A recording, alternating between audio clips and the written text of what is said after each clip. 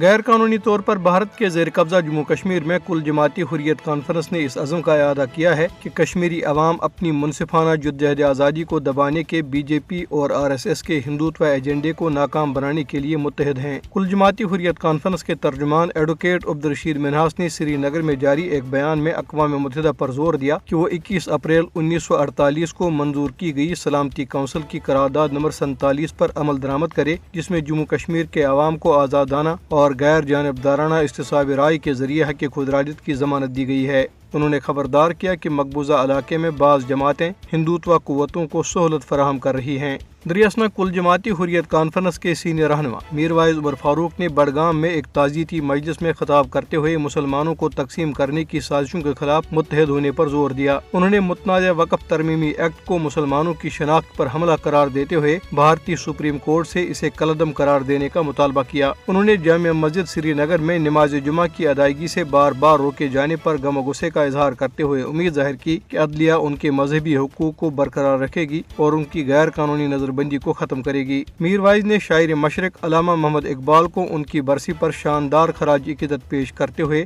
انہیں عالم اسلام کے اتحاد اور فلسفہ خودی کا علمبردار قرار دیا۔ کل جماعتی حریت کانفرنس آزاد کشمیر شاخ کے دفتر میں سینئر حریت رہنما سید یوسف نسیم کی قیادت میں شاعر مشرق حکیم الامت حضرت ڈاکٹر علامہ اقبال رحمۃ اللہ علیہ کی برسی کے موقع پہ ایک دعائیہ مجلس کا اہتمام کیا گیا۔ دعائیہ مجلس میں مقررین نے انہیں زبردست خراج عقیدت پیش کرتے ہوئے کہا ہے کہ علامہ اقبال رحمۃ اللہ علیہ ایک ایسی ہمہ جہت شخصیت تھے جنہوں نے نہ صرف مسلمانوں کو خواب غفلت سے جگایا بلکہ ان کے دلوں میں حریت، خودی اور بیداری کی وہ شمع روشن کی جو آج بھی رہنمائی کا ذریعہ ہے۔ مقررین نے مزید کہا کہ کشمیری عوام علامہ اقبال رحمۃ اللہ علیہ کے افکار سے گہری نسبت رکھتے ہیں۔ مقبوضہ کشمیر میں ضلع کلگام کے علاقے کنڈ کے رہائشیوں نے بجلی کے زیادہ بلوں اور رشوت خوری پر قابض حکام کے خلاف احتجاجی مظاہرہ کیا۔ مظاہرین کا کہنا تھا کہ محکمہ بجلی کے اہلکار جان بوجھ کر زیادہ بل جاری کرتے ہیں اور پھر کچھ رقم کم کرنے کے لیے مقامی لوگوں سے رشوت طلب کرتے ہیں۔ مظاہرین نے بدعنوان اہلکاروں کے خلاف فوری کارروائی کا مطالبہ کیا۔